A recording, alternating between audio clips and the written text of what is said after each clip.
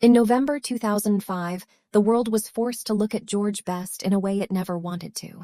Not as the dazzling boy with movie star looks and impossible balance, not as the football genius who made Old Trafford feel electric, and not as the swaggering icon who turned the game into something glamorous, reckless, and unforgettable. This time the image was colder, harder, almost unbearable. George Best was lying in a hospital bed in London, his body weakened, his face hollow, his legend reduced to tubes, machines, and the white light of a room that offered no romance, no crowd, no escape. For a generation that remembered him as football's most beautiful rebel, the sight felt like a cruel contradiction. He had once looked too alive to fade, too bright to collapse, too mythic to end like this. And yet there he was, no longer protected by talent, charm, or memory. Just a man at the end of a long war with himself. When the news of his death finally came, it did not feel like the loss of a former footballer alone. It felt like the death of an era, the death of youth as people had imagined it through him. Wild, gifted, seductive, and somehow indestructible. George Best had spent years drifting toward this ending in full view of the public. The drinking, the decline, the transplant, the warnings, the visible damage that fame could no longer disguise. But even then, the final blow still landed with shocking force, because people did not want to believe that someone who had once moved with such grace could be destroyed so completely. Outside the hospital, flowers, scarves, and handwritten messages began to gather. Fans mourned not only the player he had been, but the illusion he had carried for decades. George Best was one of the first men in football to become larger than the sport itself, part athlete, part celebrity, part fantasy. His death shattered that fantasy all at once, and in the silence that followed came the question that would haunt the rest of the story. How did a boy from Belfast, blessed with so much beauty and brilliance, end as one of football's saddest tragedies? Long before the fame, the women, the headlines, and the self-destruction, George Best was just a small boy growing up in East Belfast, in a working-class world that felt far removed from glamour. There was nothing royal or theatrical about where he came from. It was a place of narrow streets, ordinary routines, and families trying to build a life with very little. But inside that ordinary setting was a child who seemed to belong to the ball almost before he belonged to anything else. George was slight, quiet, and physically unimposing, the kind of boy many adults might have overlooked at first glance. Yet once the ball was at his feet, something changed. The shyness gave way to instinct. The small frame stopped mattering. He could slip away from other children with a natural ease that already hinted at the player he would become. Before the world saw a star, Belfast saw a boy who moved differently, as if football made more sense to him than the world around him ever did. That gift, however, did not erase his vulnerability. If anything, it made him more fragile in certain ways. George Best was still only a teenager when his talent began pulling him away from home and toward Manchester, toward a future much bigger than the life he had known. But brilliance does not protect a young person from loneliness. Beneath the early promise was a boy who could still feel homesick, uncertain, and emotionally exposed. The journey away from Belfast was not simply the first step toward greatness, it was also the beginning of separation. From childhood, from safety, and from the small world where he had once only been somebody's son. That is what makes his early life so important to the story. George Best did not come into fame as a finished icon. He arrived as a gifted, delicate young man, carrying both extraordinary talent and the kind of emotional softness that the world of celebrity would later punish without mercy. George Best did not rise the way ordinary stars rise. He did not feel manufactured, disciplined into greatness, or carefully built for public consumption. He arrived like a sudden flash of something the game had never quite seen before. A player who could be elegant and vicious in the same movement, graceful and arrogant at the exact same time. At Manchester United, he was still so young that his face carried traces of boyhood, yet the moment he ran at defenders, all of that disappeared.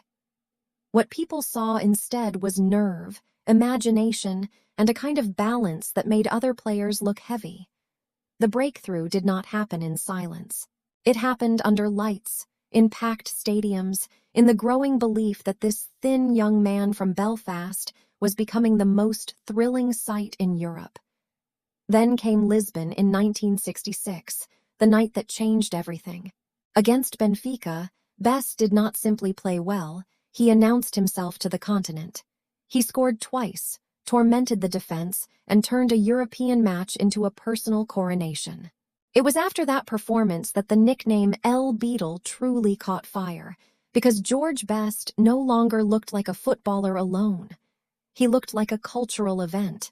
He had the hair, the face, the mystique, and the reckless magnetism of the decade itself. In that moment, football stopped being just a sport when he played it. It became spectacle, seduction, and fantasy. By the late 1960s, George Best had become something far rarer than a great athlete. He had become an image the public could not stop staring at. He was the beautiful genius of Manchester United, the number 7 with the dribble that felt improvised by instinct, and the lifestyle that made newspapers follow him almost as closely as defenders did.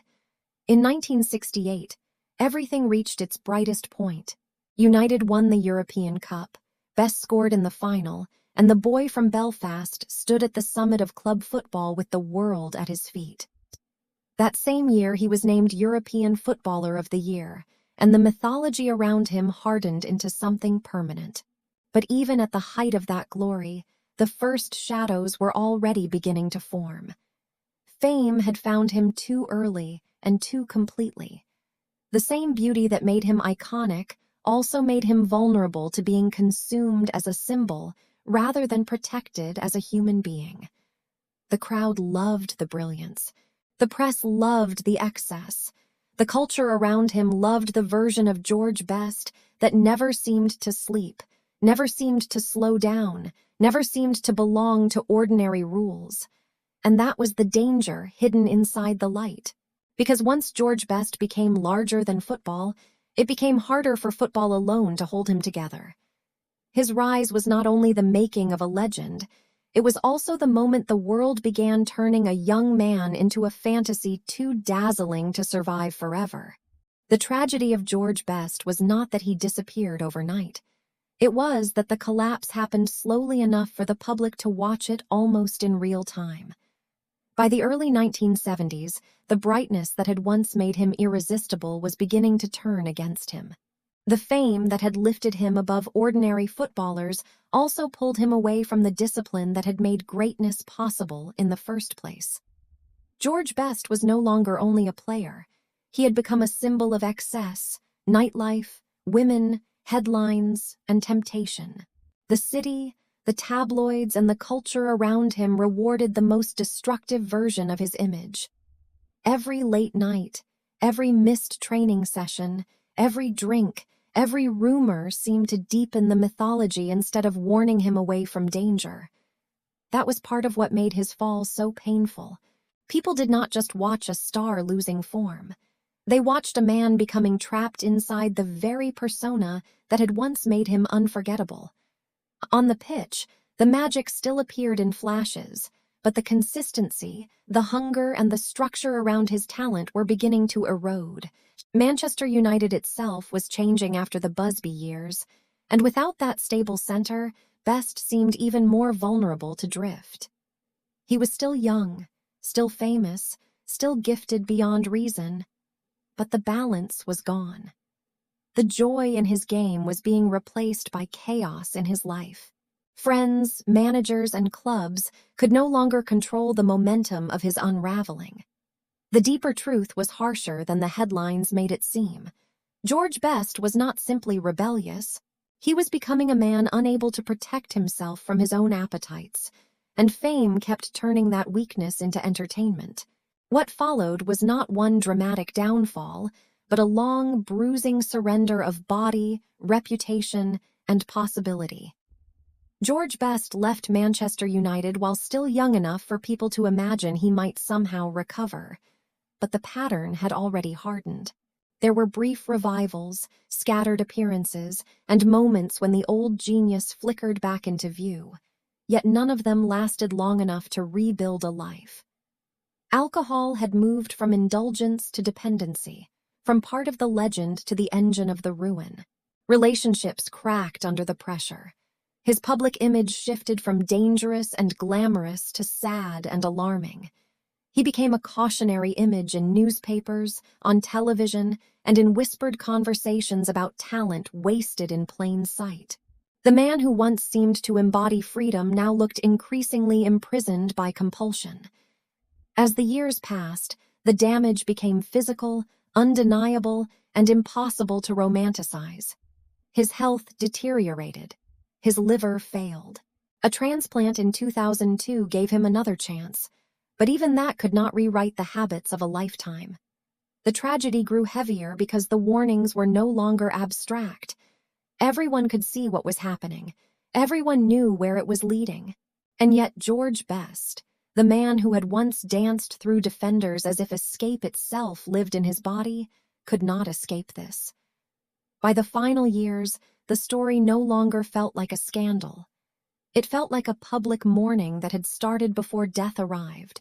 When he was hospitalized in 2005 with severe infections and multiple organ failure, the end seemed less like a surprise than the final stage of a grief that had been building for decades. That is what makes George Best so haunting even now. He did not die at the height of mystery, frozen forever in perfection. He lived long enough for the world to watch the fantasy decay, the beauty weaken, and the legend become painfully human. His collapse was not separate from his myth. It was the price hidden inside it from the very beginning. When George Best finally returned to Belfast for the last time, the city did not greet him like a fallen celebrity. It greeted him like a lost son. The streets filled early, long before the funeral procession passed, as if people understood that this was not only a farewell to a football legend, but to a part of themselves. Thousands stood in silence under the cold sky, wrapped in coats, scarves, and memory, waiting for one final glimpse of the man who had once made Belfast feel as if it had given the world something almost impossibly beautiful. There was grief in the air, but there was also pride, the kind of pride that survives disappointment, scandal, and heartbreak. For all the chaos that had marked his life, George Best still belonged to them. He was still the brilliant boy from East Belfast who had run beyond the limits of his background and into myth. And now, as the cortege moved through the city, the mythology gave way to something simpler and sadder. A coffin, a crowd, and a silence heavy enough to hold decades of love and regret at the same time. In death, he was no longer being chased by tabloids, temptation, or his own reputation. He was being carried home. That is what makes the ending of George Best's story feel so haunting. It was not only the death of a footballer, and not even only the death of a celebrity. It was the burial of a contradiction that never fully resolved itself. A man of breathtaking grace who lived with destructive impulses, a public fantasy who could never fully protect the private self beneath it.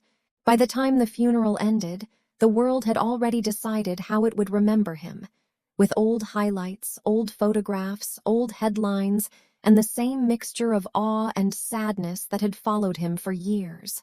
He would remain forever young in certain images, forever dazzling in certain memories, forever unsteady in the story people told about what happened to him. That is the power and the cruelty of a figure like George Best.